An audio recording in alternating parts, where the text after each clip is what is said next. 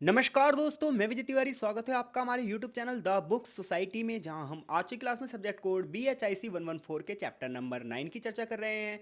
Chapter का नाम होगा औपनिवेशिक आधिपत्य के प्रारूप। इससे पहले 8 चैप्टरों की वीडियो ऑलरेडी चैनल पर अपलोड है, तो अगर आपने उन लेक्चरों को नहीं सुना है तो सबसे पहले उन लेक्चरों को जरूर सुनिए। इसके साथ साथ यदि आप हमारे चैनल पर नए हैं तो चैनल से जरूर जुड़िए। अगर आपको चीज़ें समझ में आ रही हैं तो सीरीज़ कंप्लीट होने के बाद द बुक सोसाइटी को डोनेट भी ज़रूर करिए। तो चलिए शुरू करते हैं आज की क्लास। आज की क्लास में जो हम पढ़ने वाले हैं वो ये पढ़ने वाले हैं कि उपनिवेशवाद का चीन, लैटिन अमेरिका, ऑटोमन साम्राज्य और ईरान पर क्या प्रभाव पड़ा। तो चलो शुरू करते हैं। सबसे पहले चैप्टर की एक प्रस्तावना दी गई है और ये प्रस्तावना थोड़ी सी इंपॉर्टेंट हो जाती है, इसलिए हम इसको डिस्कस भी करेंगे। तो देखो, जब हम उपनिवेशवाद की बात करते हैं तो उपनिवेशवाद को दो भागों में बांटा गया है, एक प्रत्यक्ष और एक अप्रत्यक्ष। प्रत्यक्ष उपनिवेश में क्या हुआ कि जो औपनिवेशिक शक्ति थी, लाइक दैट जैसे ब्रिटेन था, उसने डायरेक्टली उस देश पर शासन किया जिसे उसने अपना उपनिवेश बनाया, जैसे कि भारत। ठीक है, उसके राजनीतिक रूप से ही प्रभावित किया, आर्थिक रूप से ही प्रभावित किया। लेकिन जब हम अप्रत्यक्ष उपनिवेशवाद की बात करेंगे तो अप्रत्यक्ष उपनिवेशवाद में ये होगा कि जो बड़ी वाली शक्ति होगी वो क्या करेगी, छोटे वाले देश को पूरी तरीके से बाहर से प्रभावित करेगी, लेकिन अंदर उसी देश की तानाशाही चलेगी, अंदर उसी देश की राजनीति चलेगी। यानी कि लाइक डेट मैं बात करूं अगर मैं चीन की, तो चीन में जो अंदर की राजनीति थी, चीन के जो अंदर की राजनीतिक व्यवस्था थी, राजशाही थी, वो तो बनी ही रही, उसे नहीं तंग किया गया, लेकिन उसके ऊपर व्यापारिक प्रतिबंध लगा दिए गए। तो यानी कि जब आप देश को बाहर से प्रभावित कर रहे हो लेकिन उसके अंदर की राजनीति में ज़्यादा हस्तक्षेप नहीं कर रहे हो, तो यह अप्रत्यक्ष रूप से प्रभावित करना होता है, जो कि इस चैप्टर की प्रस्तावना कह रही है। तो जब आप एशिया की बात करोगे, अफ्रीका की बात करोगे, तो बड़े हिस्से पर प्रत्यक्ष तरीके से औपनिवेशिक शासन स्थापित किया गया, लेकिन बहुत सारे देशों में अप्रत्यक्ष तरीके से औपनिवेशिक शासन स्थापित किया गया। तो जब जब हम अप्रत्यक्ष रूप से जब प्रभावित करने वाली बात करेंगे तो यहाँ पर एक वर्ड का यूज़ किया जाएगा जिसे हम बोलते हैं अर्ध उपनिवेशवाद।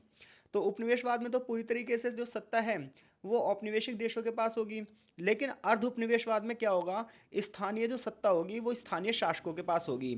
हालांकि ये राजा कमजोर होंगे और ये अप्रत्यक्ष रूप से बाहरी ताकतों से प्रभावित होंगे। सारी की सारी जो यहाँ पर आर्थिक गतिविधियां होंगी, इस पर साम्राज्यवादी शक्तियों का ही नियंत्रण होगा। वो यहाँ अपनी ज़रूरत के हिसाब से मैक्सिमम प्रॉफिट लेंगी और ज़्यादा से ज़्यादा कच्चा माल भी यहाँ का प्रयोग करेंगी, और जितना भी वो अपने देशों में सामान बनेगा उसे भी इन जो छोटे छोटे देशों में बेचेंगी।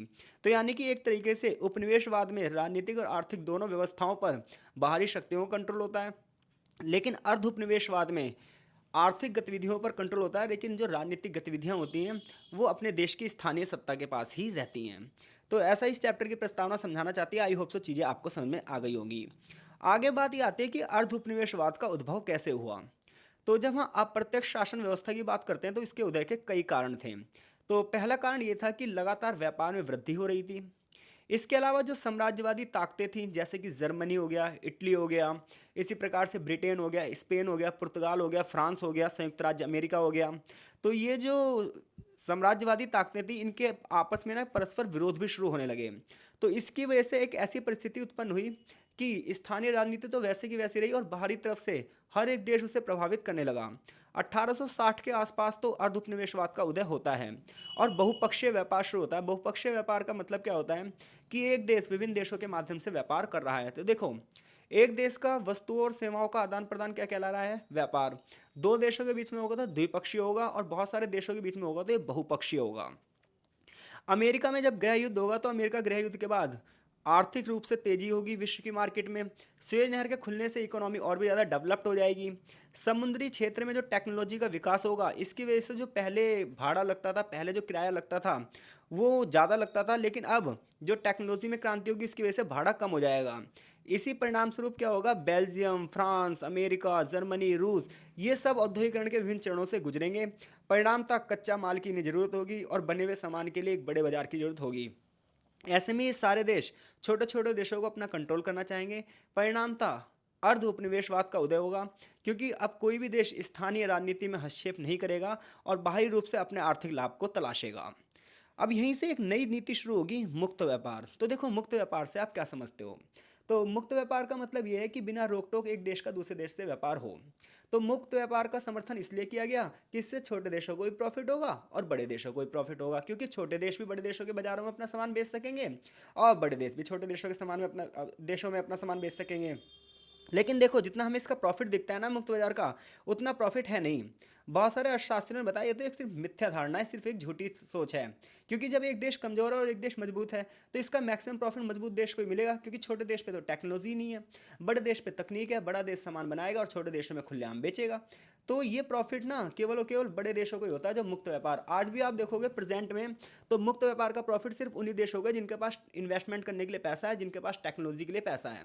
जबकि दूसरा देश तो भी सिर्फ खरीदार बना हुआ है और अपना जो पैसा है वो दूसरे देश को दिए ही जा रहा है, दिए ही जा रहा है। तो इसलिए बहुत सारे अर्थशास्त्री कहते हैं कि मुक्त व्यापार जब इक्वल होता है जब सारे देश एक जैसी स्थिति में हों, यानी कि कुछ चीज़ें हम भी उस देश को बेचें, कुछ चीज़ें वो देश भी हमारे को बेचें, वरना व्यापार घाटा हमेशा रहेगा। तो अर्ध उपनिवेशवाद का उदय कैसे हुआ और मुक्त व्यापार की जो नीति थी वो क्या थी? तो मुक्त व्यापार की नीति के माध्यम से बड़े बड़े देशों के बाजार छोटे छोटे देशों में अपना नियंत्रण स्थापित कर रहे थे और लगभग हर जगह वो अपना कंट्रोल स्थापित कर रहे थे। तो ऐसी जटिल परिस्थितियों में अप्रत्यक्ष शासन को प्राथमिकता मिली। तो जिन देशों में अलग अलग जाति के लोग रहते हैं, अलग अलग प्रजाति के लोग रहते हैं, कई प्रकार की सांस्कृतिक भिन्नताएं होती हैं, कई प्रकार की राजनीतिक प्रथाएं होती हैं, इन क्षेत्रों में ना अप्रत्यक्ष शासन लागू किया जाता है। उसका रीज़न ये है क्योंकि अगर वहाँ पर डायरेक्ट शासन करेंगे तो बहुत ज़्यादा खर्चा आता है सेना के रखरखाव में और एडमिनिस्ट्रेशन में, यानी कि प्रशासनिक व्यवस्था में बहुत ज़्यादा खर्चा आता है। तो ऐसे में ये बड़ी बड़ी शक्तियाँ ये चाहती थी कि जहाँ पर इतनी सारी विविधताएं हों, उन देशों में जो आंतरिक राजनीति जैसे चल रही है उसे वैसे चलने दो, बस वहाँ की अर्थव्यवस्था को खुद में कंट्रोल कर लो। तो इसका बहुत अच्छा एग्जाम्पल था चाइना, ऑटोमन साम्राज्य, लतनी अमेरिका और ईरान। इन सभी देशों की अगर बात की जाए तो यहाँ पर विभिन्नताएं बहुत सारी थी और जो यहाँ के राजवंश भी थे वो कमज़ोर थे, तो वो इतनी विभिन्नताओं पर शासन नहीं कर सकते थे, इसलिए उनकी कमजोरी का फ़ायदा उठाया इन बड़े बड़े देशों ने।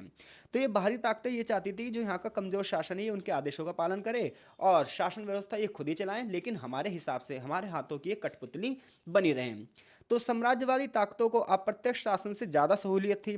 उसका रीज़न ये था कि उन्हें सरकार की जिम्मेदारी नहीं लेनी पड़ती थी, उन्हें जनता की बेसिक नीड की जिम्मेदारी नहीं लेनी पड़ती थी और मैक्सिमम प्रॉफिट वो करते थे। ऐसे में हालांकि वैसे तो इनका लेना देना आंतरिक राजनीति से था नहीं, लेकिन फिर भी ये चाहते थे कि इनके मनपसंद की सरकार बने, इनके मनपसंद का यहाँ पर राजा बैठे ताकि वो इनके हितों की पूर्ति करता रहे। तो इतनी बात आपको समझ में आ गई है भाई। अब देखो परस्पर विरोधी जो साम्राज्यवादी ताकतें थी इनके बीच में आपस में तालमेल भी बना। तो देखो फ्रांस भी चाहता है वो ज़्यादा क्षेत्रों पे शासन करे, ब्रिटेन भी ज़्यादातर क्षेत्रों पे शासन करे, जर्मनी भी यही चाह रहा है, यूएसए भी यही चाह रहा है। तो ऐसे में क्या हुआ, इन सभी ने ना मिल बांट कर खाने की नीति सोची। इन्होंने अपने अपनी सहूलियत के हिसाब से उपनिवेशों को अपने अपने आपस में बांट लिया। जैसे कि आप चीन का एग्जाम्पल देखोगे तो चीन में सभी देशों ने लगभग कंट्रोल करने की कोशिश करी। ठीक इसी प्रकार से तुर्की की बात करें, आज तुर्की है, पहले तुर्की था, उससे पहले ऑटोमन साम्राज्य का एक हिस्सा था ये। तो यहाँ पर भी सभी देशों ने मिल बांट कर खाया। तो यहाँ से अगर क्वेश्चन बनता है अर्ध उपनिवेशवाद या अप्रत्यक्ष शासन की प्रमुख विशेषताएं बता दीजिए, तो इस प्रश्न का उत्तर देने में आप क्या हैं, सक्षम हैं। आइए अब हम कुछ देशों के उदाहरणों के माध्यम से अप्रत्यक्ष शासन के स्वरूप को जानते हैं। सबसे पहले हम बात करेंगे चीन की। तो देखिए चीन की जब हम बात करते हैं तो चीन में जब मानचू साम्राज्य था, जिन बच्चों के पास चीन के इतिहास वाली किताब है उसमें उन्होंने पढ़ा होगा और नहीं पढ़ा होगा तो पढ़ना, वहाँ पे आपको पता चल जाएगा। तो चीन में जब मानचू शासन कर रहा था, यानी कि मानचू साम्राज्य का शासन चल रहा था, तो उसने शुरुआत से ही पश्चिमी शक्तियों का विरोध किया। मानचू राजाओं को ये बात पता थी कि जिस प्रकार से भारत को उपनिवेश बनाया गया है इसी तरीके से कहीं चाइना को भी उपनिवेश ना बना लिया जाए, इसलिए मानचू साम्राज्य ने शुरुआत से ही जो बाहरी यूरोपीय शक्तियाँ थीं इन्हें बर्बर कह के इनका विरोध किया। इवन चीन के राजा ने विदेशियों को चीन के एक सीमित क्षेत्र तक ही रोकने के लिए हर संभव प्रयास करे कि उनकी जो एंट्री है वो चीन के अंदरूनी हिस्सों में ना हो। इसीलिए उन्होंने कई प्रकार के नियम बनाए, कानून बनाए। इन्होंने ना चीन के लोगों के रहने, चीन ने विदेशियों के ठहरने के लिए एक प्रकार के नए शहर की स्थापना करी जिन्हें कैंटन शहर कहा जाता है। इसके अलावा सिर्फ आप व्यापार कर सकते हो, इसके अलावा और किसी भी चीज़ में आप हस्तक्षेप नहीं कर सकते हो। जो साम्राज्य बीजिंग के नेतृत्व में बिल्कुल दूसरे छोर पर स्थित था, यानी कि जो कैंटन साम्राज्य था, जो कैंटन थे, बड़े बड़े बंदरगाह थे, ये बिल्कुल बीजिंग से बहुत दूर थे, क्योंकि चीनी राजा ये चाहते थे कि किसी भी तरीके से यूरोपीय शक्तियों की पहुंच राज दरबारों तक नहीं होनी चाहिए। पश्चिमी व्यापारी चीनी व्यापारियों के साथ जो संबंध थे वो सरकारी अधिकारियों के साथ थे। अगर हम बात करें यूरोपीय अधिकारियों की, तो यूरोपीय अधिकारियों के संबंध चीनी अधिकारियों से नहीं थे। यूरोपीय जो व्यापारी थे उनके संबंध चीनी अधिकारियों से नहीं थे, यानी कि व्यापारियों का संबंध सिर्फ व्यापारियों से था, उनका प्रशासन से कोई भी लेना देना नहीं था। तो इससे पता चलता है कि चीन के जो मांझू साम्राज्य के राजा थे दूरदर्शी थे, इन्हें यूरोपीय की सारी चालों के बारे में पता था। इन्हें पता था यूरोपीय व्यापार करने आएंगे, फिर हमारे शासन में हस्तक्षेप करेंगे, फिर वो हमारे शासन को उखाड़ फेंकेंगे। इसलिए मांझू साम्राज्य के राजाओं ने कहा कि भैया तुम बस सिर्फ कैंटन तक रहोगे, बीजिंग से बहुत दूर रहोगे, राजदरबार में नहीं आना आपको। इसके अलावा जो तुम व्यापार करोगे इसमें तुम्हारा संबंध सिर्फ व्यापारियों से ही होगा, प्रशासनिक अधिकारियों से तुम्हारा कोई लेना देना नहीं है। चीन से बड़े पैमाने पर रेशम जाता था और चाय जाता था, और चीन को पश्चिमी देशों की किसी भी वस्तु की जरूरत नहीं थी। ऐसे में पश्चिमी देशों को इन्हें बड़े पैमाने पर सोना और चांदी देना पड़ता था। ऐसे में प्रॉफिट बड़े पैमाने पर किसका हुआ? चीन का। लेकिन ना ये अंग्रेज बड़े चालाक थे। इन्होंने पता है क्या करा? इन्होंने ना चीन की एक कमजोरी इनके हत्थे लग गई। इन्होंने क्या करा? चीन में ना अफीम व्यापार शुरू किया। इन व्यापारियों के माध्यम से इन्होंने इन्हें अफीम बेचा, और देखते ही देखते चीन की जो जनता थी इन्हें अफीम की लत लग गई। बड़े पैमाने पर अफीम के बदले चीनी मिट्टी के बर्तन, चीन, चाय और रेशम, इन सब का व्यापार शुरू होने लगा। यानी कि पहले जो यूरोपीय देश थे ये बड़े पैमाने पर जो पहले सोने और चांदी के बदले में चीनी मिट्टी के बर्तन लेते थे, चाय लेते थे, रेशम लेते थे, अब ये इन्हें पता क्या देने लगे? अफीम देने लगे। देख रहे हो आप किस तरीके से इन्होंने कंट्रोल करा। हालांकि इस तरफ जो चीनी राजा हैं वो इनको कंट्रोल करने की कोशिश कर रहे हैं यूरोपीय लोगों को। ये पता क्या कह रहे हैं कि यूरोपीय लोग चीनी नौकरों को नहीं रख सकते, पालकी में नहीं बैठ सकते, वो अपनी पत्नी को यहाँ नहीं ला सकते। अगर चीनी सम्राट के सामने कोई भी यूरोपीय अधिकारी आएगा तो उसे घुटने के बल बैठकर चीनी सम्राट के आगे अपना सिर झुकाना पड़ेगा, जिसे यूरोपीय लोग पसंद नहीं करते थे। यूरोपीय लोग ये चाहते थे कि उन्हें रियायत मिले, लेकिन चीनी राजाओं ने उन्हें कोई रियायत नहीं दी। व्यापारियों का विरोध लगातार चलता रहा। आरंभिक वर्षों में चीन को पश्चिमी चीज़ों की क्योंकि ज़रूरत नहीं थी, इसलिए उन्होंने बड़े पैमाने पर सोना और चांदी लिया। लेकिन आगे चलकर ईस्ट इंडिया कंपनी ने अपने पक्ष में व्यापार को बनाने के लिए अफीम व्यापार की शुरुआत करी। अफीम व्यापार में ब्रिटेन भारत से अफीम लेता था और चीन में जाकर उसकी तस्करी करता था। बड़े पैमाने पर चीनी लोगों को इस चीज़ की क्या हो गई? लत लग गई। चीन के लोगों में अफीम की बुरी लत लगाने के लिए कोई कसर नहीं छोड़ी गई, ताकि व्यापार अपने प्रॉफिट में हो। अफीम के नशे में धीरे धीरे चीन लोग आलसी होने लगे, कमज़ोर होने लगे। चीन के अधिकारियों ने अफीम के दुष्प्रभाव को महसूस किया। उन्होंने इसे रोकने के लिए लोगों में अवेयरनेस फैलाई, लेकिन लोग कहाँ मानने वाले थे। इवन हुकांग के गवर्नर ने तो ये तक कह दिया, अगर अफीम को नहीं रोका गया तो चीन आगे चलकर किसी भी शत्रु से लड़ नहीं पाएगा, हमारे पास अपने रखरखाव के लिए धन नहीं होगा। चीन के राजाओं ने अफीम के प्रवेश पर रोक लगाने की कोशिश करी, जिसकी वजह से चीन में अफीम युद्ध हुए। यानी कि अफीम को रोक लगाने के लिए जो युद्ध की एक श्रृंखला हुई से अफीम युद्ध के नाम से जाना जाता है। इस युद्ध में चीनी सेना की कमजोरी सबके सामने आ गई और पश्चिमी हस्तक्षेप यहाँ से शुरू हुआ। चीन को बंदूक की नोक पर बड़ी अपमानजनक संधियां करवाई गई, जिनमें से पहली संधि थी नानकिंग की संधि। नानकिंग की संधि के माध्यम से अंग्रेजों ने व्यापारिक लाभ लिए और चीन के 5 बड़े बंदरगाह अपने लिए बिना रोक टोक खोल दी, ताकि वो कोई भी टैक्स ना दें। यानी कि जो ये नानकिंग की संधि हुई, इसके तहत ब्रिटिश व्यापार के लिए 5 बंदरगाह खोल दिए गए। तो अफीम युद्धों में जो चीन की हार हुई, यहीं से चीन में अप्रत्यक्ष तरीके से उपनिवेशवाद शुरू होता है, जहां ब्रिटिश अपने प्रॉफिट के लिए यहाँ के 5 बंदरगाहों को अपने कंट्रोल में कर लेते हैं। हांगकांग के बंदरगाह शहर पर ब्रिटेन का अधिकार हो जाता है और चीन पर $21 मिलियन का हर्जाना थोपा जाता है। इस प्रकार ब्रिटेन को चीन में एक विशेष देश का दर्जा मिल गया और उन्होंने अपने क्षेत्र का लगातार विस्तार किया। चीन में जितने भी अपराध करने वाले विदेशियों पर पहले क्या होता था? चीनी अदालत में मुकदमे की सुनवाई होती थी, लेकिन अब यूरोपीय लोगों की जो सुनवाई है वो चीनी अदालतों में नहीं होगी, वो यूरोपीय अदालतों में होगी। नया टैक्स सिस्टम रखा गया और आयात शुल्क 5% रख दिया गया। यह देश उस समय की मौजूदा दर से बहुत ज़्यादा था। तो कुल मिलाकर ब्रिटिश ने यहाँ से चाइना से मैक्सिमम प्रॉफिट लेना शुरू कर दिया। जब ब्रिटेन को ये रियायतें प्राप्त हो गई व्यापार की, तो फ्रांस भी यही चाहता था कि चीन से उसे रियायत मिले, अमेरिका भी यही चाहता था कि चीन से वो रियायत मिले। अब चीन के बस की इनसे युद्ध लड़ना तो था नहीं, चीनी इसलिए ज़्यादा टकराव चाहते नहीं थे, इसलिए उन्होंने अमेरिका और फ्रांस की भी बातें मान ली, क्योंकि उनका ये था कि भैया मुझे ब्रिटेन को सामान बेचना है, इससे बढ़िया फ्रांस को भी दे दूँ, अमेरिका भी दे दूँ, सब लूटो, मुझे क्या दिक्कत है।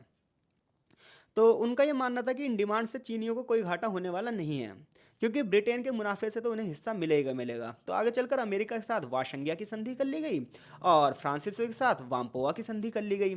तो ऐसे में अब अमेरिका और फ्रांसीसियों को भी चीन में विशेष अधिकार मिल गए। इस प्रकार से चीन बहुपक्षीय व्यापार में शामिल हो गया, जहां फ्रांस, अमेरिका और ब्रिटेन इससे व्यापार करेंगे और बड़े पैमाने पर चाइना में इन्वेस्टमेंट की शुरुआत हो जाएगी। बड़े पैमाने पर इन्हें राष्ट्रीय अधिकार मिलने लग जाएंगे। आगे चलकर बीजिंग तक जाने वाले मार्गों की स्थापना की जाएगी। इतना ही नहीं, यहाँ पर रेलवे की स्थापना की जाएगी, सड़कों का निर्माण किया जाएगा, बड़े बड़े बंदरगाहों का निर्माण कर दिया जाएगा, अफीम व्यापार को कानूनी बना दिया जाएगा और 11 और बंदरगाह ब्रिटिश के साथ जोड़ दिए जाएंगे। तो इन संधियों के माध्यम से चीन को कमजोर किया जाएगा और यूरोपीय जो शक्तियां हैं वो लगातार अपने विकास को बढ़ावा देती जाएंगी। आगे चलकर चीन में जितने भी राजा हुए वो धीरे धीरे करके कमजोर राजा ही हुए, जैसे कि तुंगची एक कमजोर राजा था। इस अवधि में जहाजरानी उद्योग, रेलवे उद्योग, खनन उद्योग, टेलीग्राफ व्यवस्था की यूरोपीय देशों ने शुरुआत करी, कपड़े की मिलें लगी, माचिस की कंपनियां लगी, लोहे के कारखाने स्थापित किए गए और ये सारी चीज़ें विदेशी राजाओं के विदेशी ताकतों की सहायता से हुई। बीजिंग में ब्रिटिश मंत्री और सीमा शुल्क के महानिरीक्षक रॉबर्ट हर प्रमुख अधिकारी थे।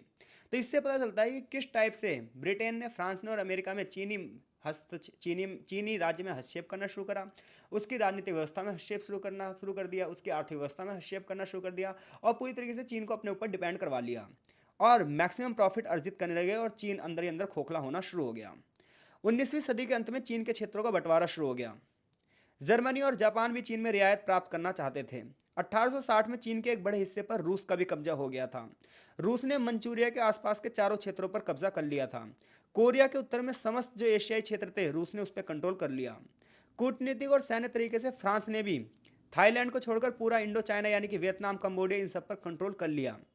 चीन के दक्षिण प्रांत में यूनान में ब्रिटिश अन्वेषक की हत्या हो गई, जिसकी वजह से ब्रिटेन ने चीन के ऊपर म्यांमार पर अपने कब्जे की मांग करी, यानी कि जो बर्मा था उस समय वो चीन के नियंत्रण में था और इस तरीके से जो बर्मा है वो ब्रिटिश नियंत्रण में आ गया, क्योंकि ब्रिटेन के एक अधिकारी की मौत हो गई और हर जाने के रूप में चीन से बर्मा को छीन लिया गया। आगे चलकर चीन ने मांग स्वीकार भी कर ली। जापानियों ने 1881 में रियू की द्वीप पर कब्जा कर लिया। 1887 में पुर्तगाल ने मकाओ पर नियंत्रण कर लिया और हालांकि पुर्तगाल 300 सालों से इस काम के लिए प्रयत्नशील था। 1894 में चीन जापान युद्ध में फ्रांस, जर्मनी और जापान पांचों बड़ी शक्तियों ने अपने अपने हितों के अनुसार चीन के बड़े बड़े भागों पर अपना कंट्रोल कर लिया। तो इससे हमें ये पता चलता है कि चीन पर किस प्रकार से शुरुआत हुई ब्रिटिश से, फिर आया फ्रांस, फिर आया अमेरिका, फिर आया रूस, फिर आया जापान, फिर आया जर्मनी। किस प्रकार से इन पांचों महाशक्तियों ने और थोड़े बहुत क्षेत्रों में पुर्तगालियों ने भी नियंत्रण स्थापित किया और चीन एक तरीके से बंदर बाट की जगह बन गया। बड़े पैमाने पर चीन के छोटे छोटे भागों पर बड़ी बड़ी महाशक्तियों ने अपना कंट्रोल किया। तो चीन में किस प्रकार से अपने प्रॉफिट के लिए उपनिवेशवाद को बढ़ावा मिला, ये बात आप आई होप सो समझ गए होंगे। अब हम बात करने जा रहे हैं लैटिन अमेरिकी देशों की। तो देखो, जब हम लैटिन अमेरिका के देशों की बात करते हैं तो आप मध्य अमेरिका और दक्षिण अमेरिका महाद्वीप के देशों की बात करते हैं, जैसे कि वहाँ पर सबसे बड़ा देश है ब्राज़ील, इसी प्रकार से चिले, इन सभी देशों की हम बात करेंगे। तो 19वीं शताब्दी के पहले जो 2 दशक थे, पहले जो 20 साल थे, इसमें स्पेन और पुर्तगालियों ने लतीनी अमेरिकी देशों में प्रत्यक्ष शासन शुरू करा। इसके बाद इन देशों की आज़ादी हुई और आज़ादी के बाद इनका शोषण फिर भी शुरू हुआ। यानी कि देखो, पहले तो ये स्पेन के गुलाम थे, पुर्तगालियों के गुलाम थे यहाँ के देश, और यहाँ से आज़ाद होने के बाद भी इनका शोषण नहीं रुका, क्योंकि अब ये हत्थे चढ़ गए यूएसए के। अब देखो, यूएसए ये नहीं चाहता था कि वो इन्हें गुलाम बनाए। अब आप कहोगे क्यों? उसका रीज़न ये था क्योंकि यूएसए पहले कभी खुद ब्रिटेन का उपनिवेश था। तो ऐसे में यूएसए कभी भी नहीं चाहता था, संयुक्त राज्य अमेरिका कभी भी नहीं चाहता था वो किसी देश को उपनिवेश स्थापित करे। लेकिन वो ये जरूर चाहता था कि हर देश जो उसके आसपास के हैं वहाँ पर यूरोपीय जो देश है वो हस्तक्षेप नहीं करेंगे। यानी कि यूएसए के जो आसपास के देश हैं, दक्षिण अमेरिका के जो देश हैं, ये यूरोपीय देशों के चंगुल से बाहर रहेंगे और यहाँ की जो राजनीति है वो अमेरिका द्वारा प्रभावित की जाएगी, क्योंकि ये सारे देश कहीं ना कहीं संयुक्त राज्य अमेरिका के नज़दीक थे। ऐसे में संयुक्त राज्य अमेरिका का दबदबा यहाँ पर स्थापित होने लगा। अमेरिकियों ने यहाँ पर अपनी मनपसंद शासन को बढ़ावा दिया और अप्रत्यक्ष रूप से यहाँ पर उपनिवेशवाद की शुरुआत करी। अमेरिकी राष्ट्रपति जो कॉलिन मुनरो थे, मुनरो ने कुछ सिद्धांत दिए थे जिसके माध्यम से वो ये चाहते थे कि पश्चिमी देश कभी भी इस देश में कब्जा ना करें। इस सिद्धांत के माध्यम से मध्य अमेरिका के देशों के दक्षिण अमेरिका के देशों में अमेरिकी विस्तार होता गया। आज का जो मध्य और दक्षिण अमेरिका में शामिल जो 20 देश हैं, इन्हीं 20 देशों को लतीनी अमेरिकी देश कहा जाता है। अगर हम यहाँ के देशों की बात करें तो यहाँ के देश नेचुरल रिसोर्सेज से भरपूर हैं। यहाँ पर अगर हम बात करें तो यहाँ पर जो आज़ादी मिली है उनमें से 1860 के बाद विभाजन बढ़कर इन देशों की संख्या लगभग 20 हो गई है। लतीनी अमेरिका जो है ये प्राकृतिक संसाधनों से भरपूर देश है। यहाँ पर दुनिया भर के खनिज पाए जाते हैं। जैसे कि दक्षिण अमेरिका में जो देश है ब्राज़ील, इस महाद्वीप को तो कई बार इस देश को तो कई बार एक महाद्वीप से कंपेयर किया जाता है। पता है क्यों?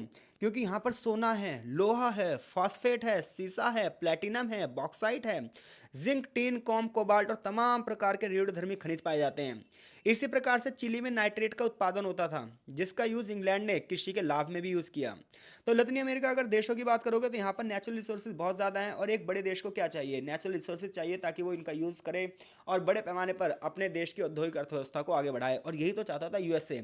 इसलिए तो यूएसए अपनी तकनीक के दम पर इन देशों में कंट्रोल करना चाहता है, ताकि वो इनके रिसोर्सेज का सस्ते से सस्ते दामों पर यूज़ कर सके और अपना मैक्सिमम प्रॉफिट कर सके। आज जो आप देखते हो यूएसए इतना मजबूत देश है, उसका रीज़न यही है कि उसने मध्य अमेरिका और दक्षिण अमेरिका के जो देश हैं, यानी कि लैटिन अमेरिका के जो देश हैं, इन पर पूरी तरीके से अपना कंट्रोल कर रखा है। कृषि पर साम्राज्यवाद के कई प्रभाव पड़ते हैं इन देशों में। खेती और चारागाह की जमीन पर रेलवे लाइन बिछाई गई। रेलवे निर्माण की लागत के लिए इनके पास पैसा नहीं था। ऐसे में बड़े बड़े देशों ने, खासतौर पर यूएसए ने यहाँ पर इन्वेस्टमेंट किया, और ऐसे में इनके ऊपर कर का बोझ डाल दिया। टैक्स बढ़ा दिए गए, सब्सिडी खत्म कर दी गई, ताकि अपनी जो पूंजी की आवश्यकता है उसे ज़्यादा से ज़्यादा पूर्ति की जा सके। इसके साथ साथ समय समय पर लैटिन अमेरिका के देशों के जो उत्पाद रहे, जो प्रोडक्ट रहे, इनको इंटरनेशनल मार्केट में कुछ डिमांड्स भी मिली, लाइक दैट ब्राज़ील। 1500 सीई में देखोगे तो पुर्तगालियों ने ब्राज़ील में पाए जाने वाली लाल लकड़ी की खोज करी। अब जो ये जो लाल लकड़ी थी ना, ये कपड़े की रंगाई में यूज़ होती थी। ऐसे में इंटरनेशनल मार्केट में इसकी खूब डिमांड हो गई।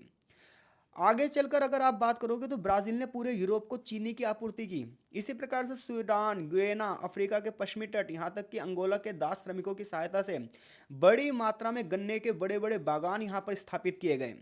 आज जो आप वेस्ट इंडीज़ देखते हो, यहाँ पर बड़े पैमाने पर ब्राज़ील में चीनी युग यहाँ पर समाप्त हुआ।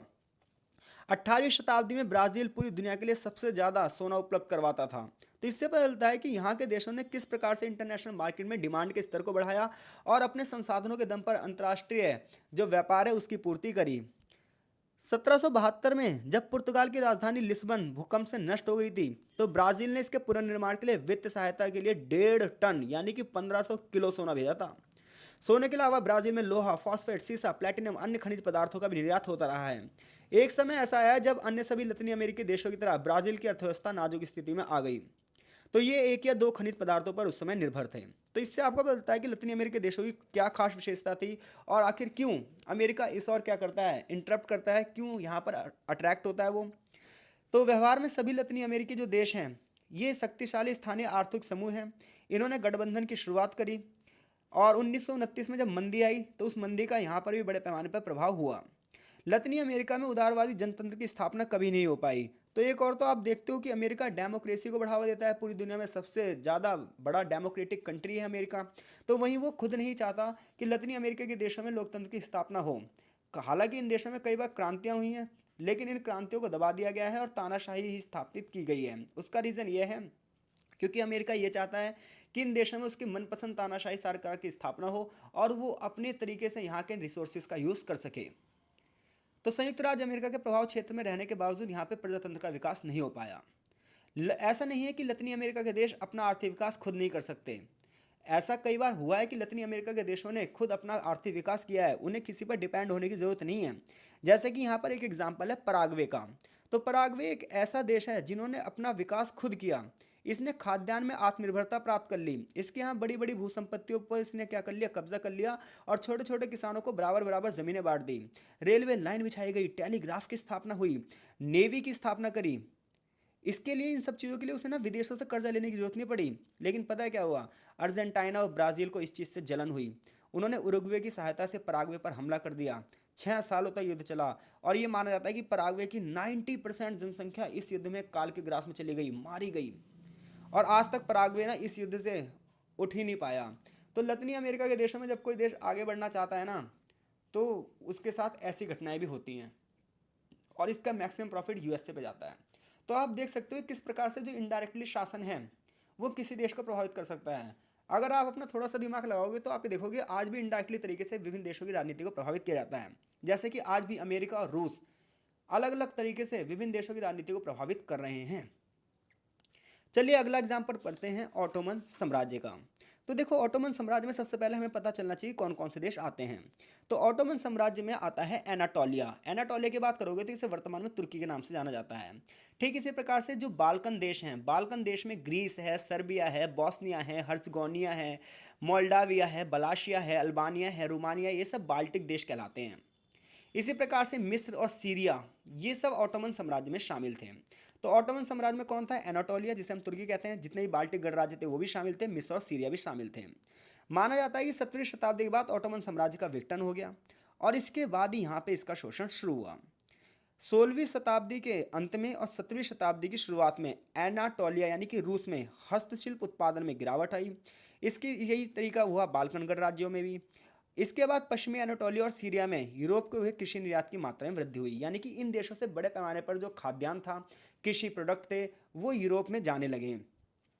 नेपोलियन युद्धों के बाद यूरोप के साथ व्यापार और भी तेजी से बढ़ा और धीरे धीरे करते हुए यहाँ का जो पूरा साम्राज्य था, यहाँ से संसाधनों का तो दोहन होता रहा, लेकिन ये क्षेत्र पूरी तरह कभी भी यूरोप में शामिल नहीं हो पाए। यहाँ पर जो बाल्कन राज्य थे और जो मिस्र थे, यही व्यापार में भागीदारी कर पाए, बाकी जो देश थे वो व्यापार से भागीदारी नहीं कर पाए। खासतौर पर एनाटोलिया, जिसे यूरोप का बीमार देश कहा जाता है, इसकी भागीदारी तो कभी पूरी तरीके से हुई नहीं। तो इस तरीके से यहाँ का बड़े पैमाने पर शोषण किया गया। यहाँ की जो भू संपत्तियाँ थी, यहाँ के लोगों से छीन ली गई। पहले ऑटोमन साम्राज्य और ब्रिटेन के बीच में 1838 में और बाद में अन्य देशों के साथ भी मुक्त व्यापार संधि हुई। अब देखो, मुक्त व्यापार के माध्यम से ये हुआ कि ऑटोमन साम्राज्य के देश यूरोपीय देशों के साथ व्यापार कर सकते हैं और यूरोपीय देश ऑटोमन साम्राज्य के साथ व्यापार कर सकते हैं। लेकिन इसका जो प्रॉफिट हुआ वो यूरोपीय देशों की को ही हुआ। जिस तरीके से चीन को बर्बाद किया गया, उसी तरीके से संधियों के माध्यम से ऑटोमन साम्राज्य को भी क्या करा गया? बर्बाद किया गया। इसके लिए क्या क्या किया गया? तो यहाँ पर जितनी भी वित्तीय बाजारें शर्तें थीं, ये यूरोपीय प्रॉफिट में रखी गई और ऑटोमन साम्राज्य के प्रॉफिट में ये नहीं रखी गई। ज़्यादा से ज़्यादा धन एग्जिट हुआ। 1850 के दशक में यहाँ पर रेलवे लाइन बिछाई गई, जिसकी वजह से बड़े पैमाने पर कर्जा दिया गया और इन कर्जे को वापस से बड़ी बड़ी ब्याज ऋण लगा लगा कर, ब्याज की दर लगा लगा कर वापस लिया गया। कागज की मुद्रा को एकाधिकार कर लिया गया और ये काम दे दिया गया विदेशी स्वामित्व वाले ऑटोमन बैंकों को। यानी कि बैंक तो ऑटोमन साम्राज्य के ही थे, लेकिन उस पर कंट्रोल विदेशी शक्तियों का था। इस प्रकार से ऑटोमन साम्राज्य स्वर्ण मानक व्यवस्था से जुड़ गया, जो आज हमें देखने को मिलती है। 1873 में मंदी का दौर आया। यूरोपीय वित्तीय बाजार ऑटोमन साम्राज्य को भी प्रभावित कर गया और मंदी से यहाँ के क्षेत्र भी बड़े पैमाने पर क्या हो गए? तबाह हो गए। आगे चलकर अन्य देशों ने भी, चाहे ब्रिटेन हो, फ्रांस हो, जर्मनी हो, रूस हो, यहाँ तक कि इटली, इन सभी ने ऑटोमन साम्राज्य पर अपना अपना कंट्रोल करने की शुरुआत करी। हालांकि इसका प्रभाव ये हुआ कि इन देशों के आपसी मनमुटाव भी बढ़ने लग गए। इन देशों में बंदरबाट की वजह से युद्ध भी होने लगा और आगे चलकर यह युद्ध फर्स्ट वर्ल्ड वॉर के रूप में सबको दिखाई देता है। यानी कि 1880 के बाद अगर आप देखोगे तो 1880 के बाद जर्मनी, रूस, फ्रांस, ब्रिटेन, इटली, ये सब छोटे छोटे देशों पर, खासतौर पर ऑटोमन साम्राज्य पर कंट्रोल स्थापित करने की कोशिश करेंगे। लेकिन ये चीज़ युद्ध तक चली जाएगी और फर्स्ट वर्ल्ड वॉर इसीलिए होगा। अंतिम देश जो इस चैप्टर का है वो है ईरान। ईरान का उस समय नाम था फारस। तो ईरान की स्थिति भी ऑटोमन साम्राज्य के जैसी ही थी। ये मुस्लिम साम्राज्य का एक हिस्सा था। ईरान के शासकों की बात की जाए तो ईरान के शासकों ने क्या करा? पूर्वी बाजार में यूरोपीय व्यापारियों को स्वागत किया ताकि उनके व्यापार में उनसे वृद्धि हो। हालांकि ईरानी लोगों ने सोचा कि यूरोपीय लोगों से व्यापार करके हमें प्रॉफिट होगा, लेकिन हुआ कुछ नहीं। ईरानी शासक अपने क्षेत्र में यूरोपीय सेना और प्रौद्योगिकियों को शामिल करना चाहते थे, लेकिन उन्हें टेक्नोलॉजी बहुत ज़्यादा महंगी पड़ी। इसके लिए उन्हें विदेशी बैंकों से ऋण लेना पड़ा। तो ईरानी जो शासक थे, उन्होंने विदेशी बैंकों से कर्जा लिया और धीरे धीरे करके ये लोग रूसी बैंकों के कर्जदार हो गए। परिणामतः ब्रिटेन और रूस ने इस क्षेत्र को कंट्रोल करने की कोशिश करी। अंततः ब्रिटेन और रूस के मध्य में तनाव भी बढ़ गया। हालांकि दोनों ने मिलकर ईरान पर कंट्रोल किया। तो इस प्रकार से ईरान की राजनीति क्या हुई? उपनिवेशवाद के चंगुल में फंस गई। तो ये बहुत छोटा सा टॉपिक था ईरान। ये चैप्टर यहीं फिनिश होता है। अगर क्वेश्चन आता है कि चीन में अर्ध उपनिवेशवाद की व्यवस्था बताइए या लतीनी अमेरिका के देशों में के बारे में बताइए, तो यही दो क्वेश्चन इस चैप्टर से बनने चाहिए, क्योंकि ईरान का बहुत छोटा कॉन्सेप्ट है, ऑटोमन साम्राज्य का टिप्पणी करने के लिए आ सकता है। तो आगे चैप्टर का सारांश दिया है और चैप्टर ये यहीं फिनिश होता है। सारांश यही कहता है कि पूंजीवाद एक स्वाभाविक रूप से शोषण करने वाली संस्था है, जिसमें बड़े पैमाने पर गरीबों का शोषण किया जाता है। तो ऐसे में उपनिवेशवाद हो चाहे अर्ध उपनिवेशवाद हो, ये आधुनिकीकरण का रास्ता दिखा के बड़े पैमाने पर छोटे छोटे देशों का शोषण करते हैं। बड़े पैमाने पर अल्पविकसित देशों का शोषण किया जाता है, जहाँ मिस्र या ऑटोमन साम्राज्य की आप देख लीजिए बात, चाहे आप ईरान की बात कर लीजिए, चीन की बात कर लीजिए या भारत जैसे देशों की बात कर लीजिए, बड़े पैमाने पर इनका औपनिवेशिक शोषण हुआ है और इनकी अर्थव्यवस्था का दोहन हुआ है। आई होप सो चीज़ें आपको समझ में आ रही होंगी। मिलते हैं आपसे नेक्स्ट चैप्टर में, तब तक के लिए आपका बहुत बहुत धन्यवाद।